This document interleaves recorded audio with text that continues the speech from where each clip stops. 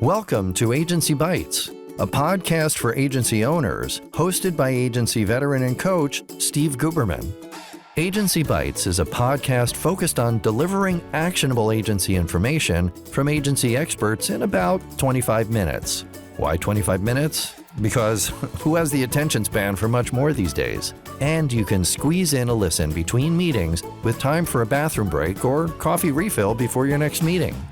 Welcome to Agency Bytes, a podcast dedicated to helping creative entrepreneurs thrive. I'm Steve Guberman from Agency Outsight, where I coach agency owners to build the business of their dreams.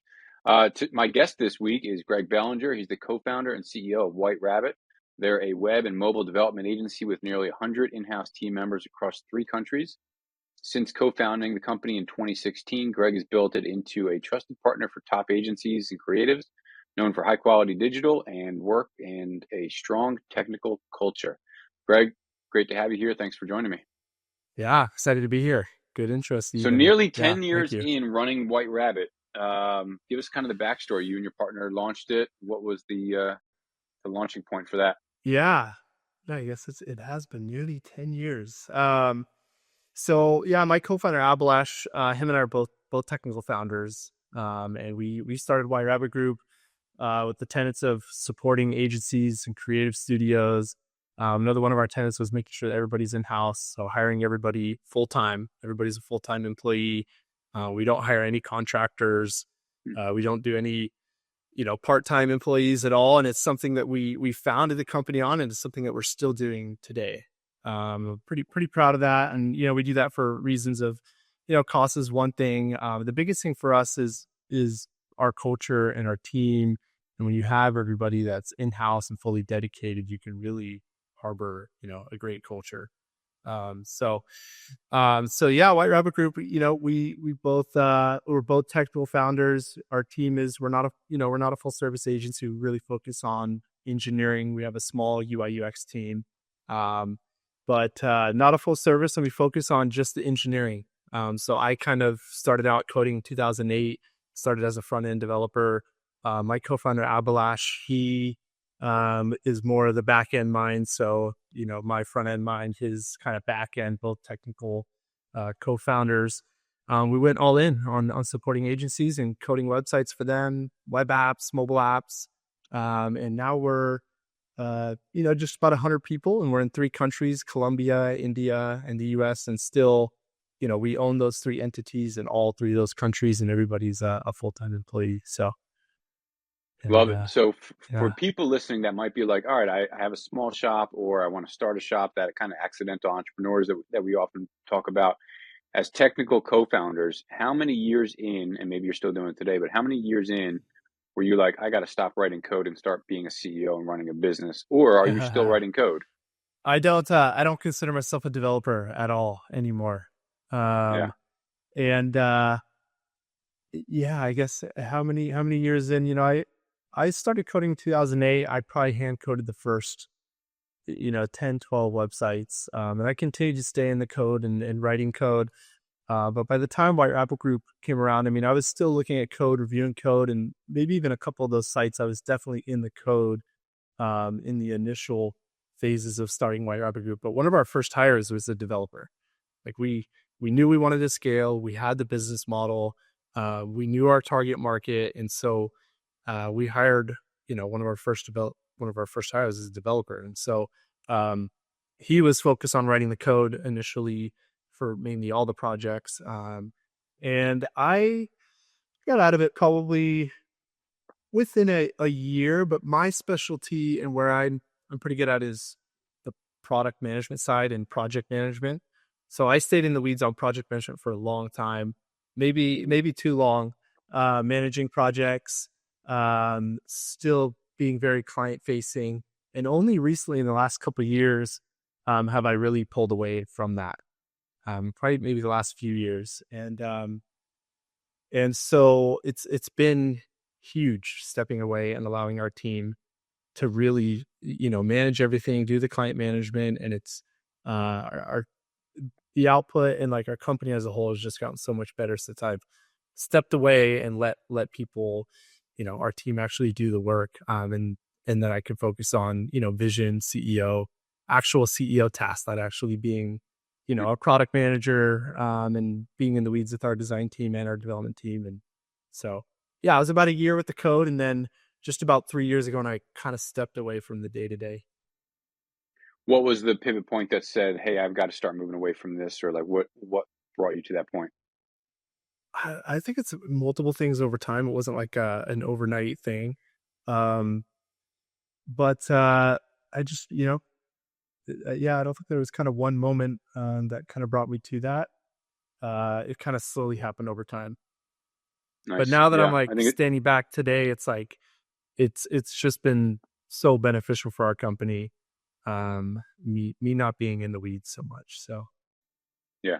co-founder also. He's out of the code and out of the back end of things. He's involved with a couple kind of bigger projects from the technical side, but he's really handling a lot of the operation stuff. So yeah, he's Nice. pretty much out of the day to day. We have an amazing leadership team at this point. Director of marketing, partnerships, director of project management, engineering, and then delivery management, from the engineering side. That, all those people, that's not myself or Abalash, who we co-founded the company, and they're crushing it. So yeah. That's amazing. And so from day one, you've always been niched into delivery for other agencies. So Yeah, that's your that's all we that's your do. sweet spot. You've never veered from it and going direct to brand or anything like that, huh? No, I mean, we're on the directory list for Microsoft. I could probably, I guess, maybe under NDA, there's a few other direct clients, pretty big names that we work with. And so we do have direct clients, but those come from our agency partners. And typically Okay. our agency partners will be like, "Hey, White Rabbit, we don't really want to have anything to do with this. We don't want to manage it. Like, just start working with them." And so the makeup is about 40% direct client work and 60% agency work. But those direct clients come from our agencies, and our whole model is, and our marketing and what we're doing is supporting agencies and creative studios. So So from a general, no, let me nix that. From a positioning standpoint, right? Because so many agencies struggle with, should I niche? Should I own a vertical? Should I just lean into this one space? And yours is other agencies. Can you talk Mhm. about some of the benefits from pipeline, messaging, servicing, delivery, the benefits that you guys have seen in almost 10 years just servicing one market? Well, I mean, the benefit is we've scaled to, 100 people, and we're profitable, and we're doing really good. We're successful. And I can't stress enough about, a company choosing a niche and area to go all in on. And there's successful companies that are doing it all, but the ones that are, they're massive. I mean, they're 10,000 plus companies. Um, Yeah. and when you kind of get muddled into doing too many things, you can't really speak to the right person, in terms of, messaging and who you're talking to. And you can't focus on getting good within a certain area. A big thing for us is delivering quality. We know how to work with agencies. We know how to write code. And so we stay in that lane. And again, I kind of start off with, we're not a full service agency. It's something that I want companies that we work with to instantly know, like, that's not what we do. We don't even do SEO. We do on-site SEO, and we'll write the code properly, but we don't do off-site SEO. We don't do marketing. Obviously, we don't do branding. Um, we focus on what we do. And a good story that I could kind of tell is, before founding White Rabbit Group, I kind of had my hands in a lot of, multiple companies doing a lot of different things. My agency before White Rabbit, we were full service. We did SEO. I used to be really good at SEO personally. We did SEO, we did the branding, we did the business cards, we built websites, right? We did it all. And I mean, there was success in there for sure. I made money, but nothing like, White Rabbit, when I basically cut everything off, went all in, Abalash and I, like, nothing else, literally not another side company, nothing, all in on White Rabbit Group. And I think that mindset totally changed, the trajectory and success of what we're doing. So not That's only an awesome mindset, testimony. like, don't be all over the place mindset, and then if you can niche the business model, it's just double win. So Yeah. yeah. Yeah, it's an awesome testimony for it. I'm a big fan of it. And when I had my shop, it took us way too long to realize the benefit of niching and owning a few verticals. Yeah, I'm grateful to hear that the results are in your Yeah. corner for that. Took me years. Um, So it sounds like you and me yeah, both. Yeah. I think it takes what it takes when you finally realize it. There's a freedom that you find in it, and the ability to market to your direct audience and service and deliver to that same audience, and so the benefits are massive. So yeah. Yeah. What about, I mean, so 3 countries, about 100 people, focusing on culture. Are the 3 countries you're in strategically chosen, or is it just where you found talent and then you're like, all right, we're gonna double down The on Colombia only the because we only found country that was amazing people there? Yeah, good question. The only country that was strategically chosen was Colombia. We were looking at Latin America and um we looked at Costa Rica, Argentina, Uruguay, Colombia, even Brazil, Mexico. We were looking at all these countries. We honed in on Colombia. Up and coming, high population. It's the third largest country in Latin America. Costa Rica for us, we nixed it because it was smaller population, Hmm. higher costs as well. The employee pool is pretty saturated from a hiring perspective and trying to hire people. So Colombia was strategic. India was not really strategic in it being India. Could have been any country. Before founding White Rabbit Group, I worked with a lot of different engineers in different countries, but my co-founder, he's from India. And he happened to be in India. And so him and I co-founded the company.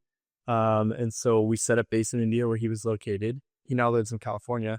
And then we set up kind of the client management where I was located, which was in California at that time, and we co-founded White Rabbit. So um, it just happened that he was, in India, and he had an engineering mind, and so we went in on hiring our engineering team there, and then doing the client management from the America side. So can you talk about some of I guess, the secret gems that you figured out on managing and pulling culture together across 2 continents, I guess, but 3 countries, different languages, different cultures within them, and how do you kind of Different unify time that in company zones. culture?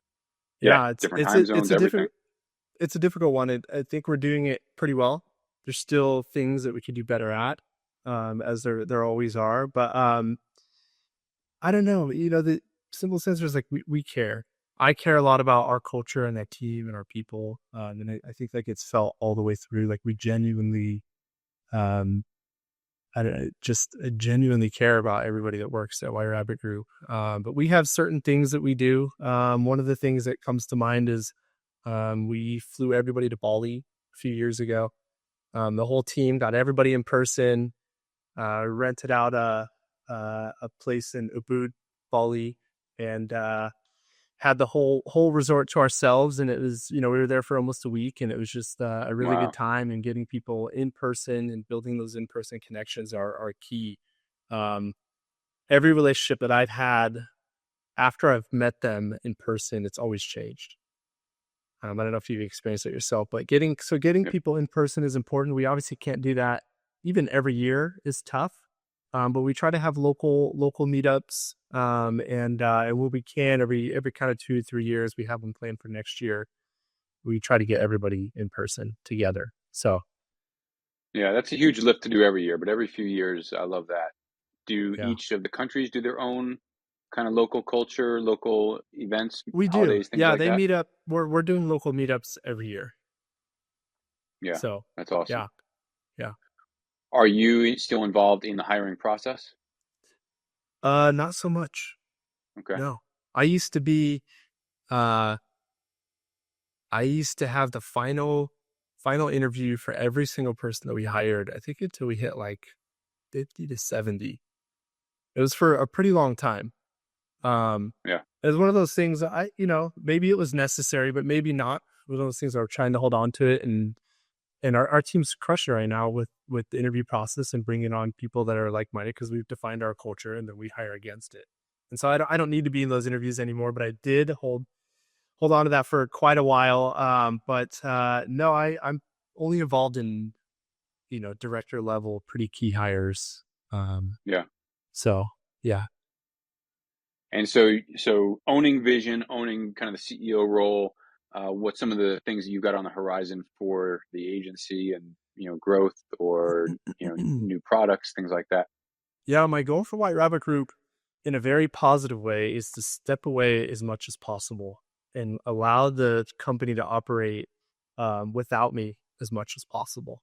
We've set the vision for us is scaling, continuing to scale, grow our team. We see some pretty good growth happening over the next couple few years.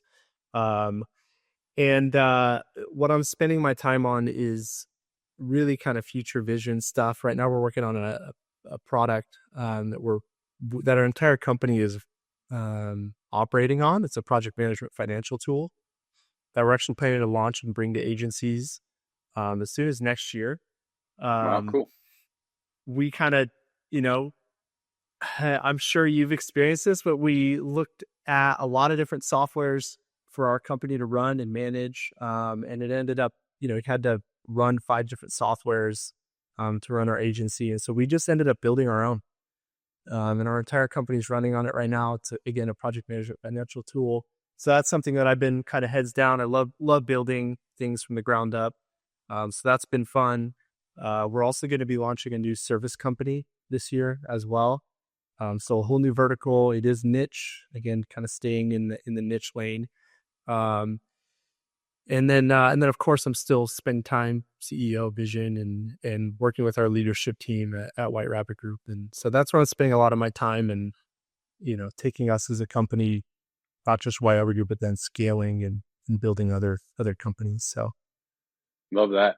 I yeah. think the IP, owning your own IP. I mean, we've seen so many tools come out of agencies saying there's just not a good fill in the blank. Basecamp launched from that, from 37 Signals 100 years ago, and Yeah. a ton of other tools that have 100 come years about ago. like that. So Yeah. knowing that you've built something, I think Airtable might have come about like that, but Monday.com, some of these other guys. But so Yeah. do you have software that you've built that you're running client IP on, client websites, things like that, or are you using other open source or closed box systems? Um, So it's custom built software that helps kind of answer what you said, and it's totally internal, so we don't have any clients accessing or having any kind of access to what we're working on. So it's an internal tool. Just our team is working on it, and it's a Hmm. project management tool that has a high focus on project financials and giving the power to manage a profitable project to the project management team, and then pulling those insights up to the owner, which is me, and seeing, hey, how is our company doing? How are all of our projects doing? Can I go down the list and just instantly see the health of all of our projects? And trying to do that as simple as possible, and it all being encompassing in the same software. So, and it's custom So from built an from the ground up. Gotcha, and the financial aspect of it isn't necessarily billing or replacing QuickBooks. It's more the financial health of all your clients and projects. Correct. But we do Yeah. have invoicing integration, and so that is happening and could replace QuickBooks. But we do have a QuickBooks integration right now for us internally. Was the challenge that this answered that projects and clients were kind of slipping in profitability, and you're like, we got to get a better grip on this, or was it literally there's no good tool for this? Yeah, we wanted more insight into the projects, and at the end of the day, we believe in processes and software and using it and Kanban boards and um, having a place for people to communicate. And what we found is, again, we needed like 4 or 5 different softwares, from like time tracking to project management to the financials to QuickBooks, and then we needed a CRM integration. We needed all these different softwares that don't really talk well with each other. Hmm. And we even hired a consultant like to like help us when the project management side to get streamlined. We just knew we were scaling. It wasn't like an exact problem that we were solving. Like, okay, we have weak project financials. We need to get better at it. It was more like we're scaling. We know where we're going, and we need to have better processes. And as we went down that path, we just found that there's nothing out there that we either trusted or fit the bill of what we needed. So we just built it. Yeah, I love it. That's Yeah. awesome. Um, Thinking over the almost 10 years, and so now you've got it planted in your ear that, oh man, we're coming up on our 10-year anniversary. We're gonna have to have a big celebration, big party. But back over the past 10 years, what are some kind of, I don't say mistakes, but major lessons that you've learned in, acting, in being CEO of a growing, thriving agency? It's a really good question. Um, yeah, what an advice, or at least something that I've learned over the years that I've had to do is I kind of have a saying, like I've when it comes to employee management, having tough conversations, I've learned to kind of take my heart and put it in a box and like set it aside. Um, in the beginning, whether it's having a tough conversation, letting somebody go, somebody quitting, it really got to me, just emotionally. And, Hmm. uh, and I knew that we're going to continue to grow and scale and hire people. And it's just part of people management. Um, and, yeah, I guess my advice is just, and how I do is that how I word it is just, I kind of take my heart, put it in a box and set it aside, and having those, types of conversations. Um, and I've been surprised over the years as an agency owner, just with people management, what, the trust that can be broken, um, you know, by people that you fully trust. Um, Hmm. so, and with people management, that's inevitable. I mean, when you're working with 100 people, that's going to happen. You have to be okay with that, and we have to figure out how to kind of navigate that. And I think for a lot of entrepreneurs scaling into people management, they don't really know. They don't, it's a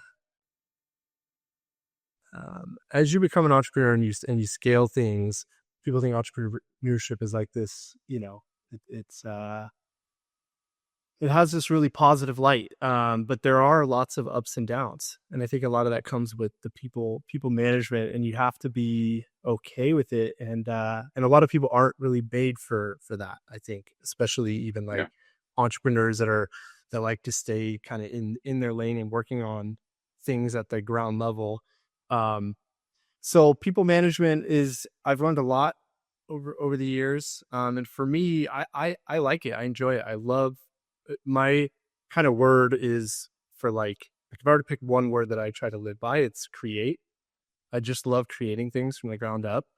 And initially that joy for creation started with writing code, right? Pushing it to a server, pointing a domain, and the whole internet could see what I just built.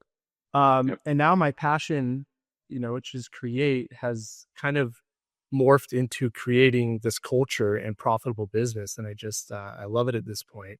But yeah, so Love that. It's a great answer.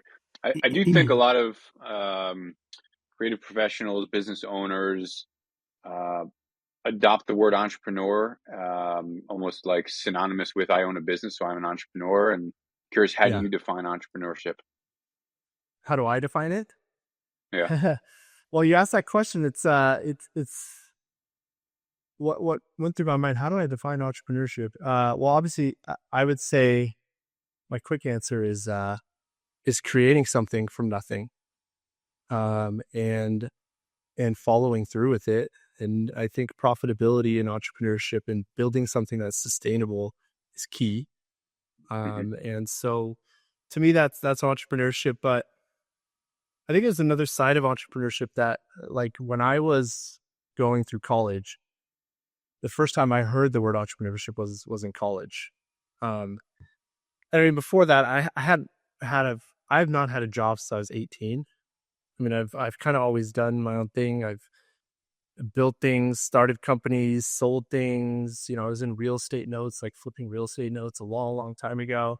Um, and I looked at that word and I was like, okay, I guess that's like who I am as a person. Like it's kind of built in me. And I always Yep. felt a little bit weird because there's a lot of people that are like, oh, I'm an entrepreneur. I try to be an entrepreneur, but I don't know if it's fully built in them. And I would say there's a side to entrepreneurship that is just in people, just like to the core. And so yeah, I don't know. Entrepreneurship. Yeah. I, People I think you nailed it. I mean, from my perspective, and I think different people have different perspectives, but I mean, since I was in 5th grade, I can remember selling. My dad sold school supplies, and so I would take his leftover samples to school, and I would sell like Trapper Keeper folders for like Def Leppard and Quiet Riot and like all these hair bands. Yeah. And we'd go to maybe it was BJ's at the time and buy a giant thing of lollipops, and I'd take them to school and I'd sell them for $0.25 each, and it was all about profit. So I think people that have that young bug that just chases them through life to like build something and do something, to me that's, and I think you nailed it. Yeah, you're always looking for that next thing that you can build. So yeah, I love that Yeah. perspective. I'm glad you shared it. Yeah. Love that. I want to just jump to a couple of rapid fire questions real quick, Okay. just to keep it on time and wrap it up with something fun. So these might stump your brain because some people are like, I don't know about this one, but here we go. What's your Okay. go-to guilty pleasure TV show or movie? My go-to guilty pleasure.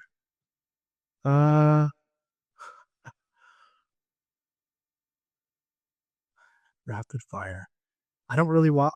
You said TV. I don't really watch too much TV. Go-to guilty pleasure. I don't know. Maybe scrolling on Instagram every now and then. I don't know. All right. Yeah. You're dialed in. the You're not only in front of guilty- screens. What's that? You're pretty dialed in. You're not watching and consuming too much, are you? I'm not. No, I keep everything pretty streamlined at this point. I have a pretty set way of how I live. Like I wake up cold plunging and in the sauna every single morning. Whatever. A lot of people. It's like a fad right now, but it honestly, I have so much energy waking up every morning. Working out is really big for me. So, I don't know. You said guilty pleasure, and it's like I don't know.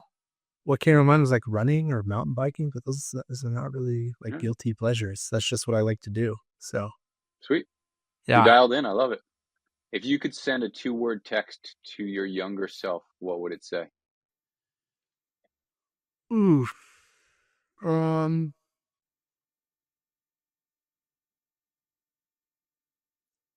Stay on the path. It's 4 words. Take it.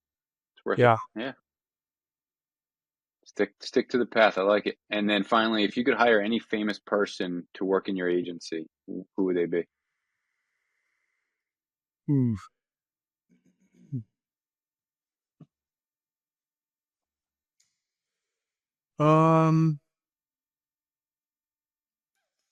Any famous person?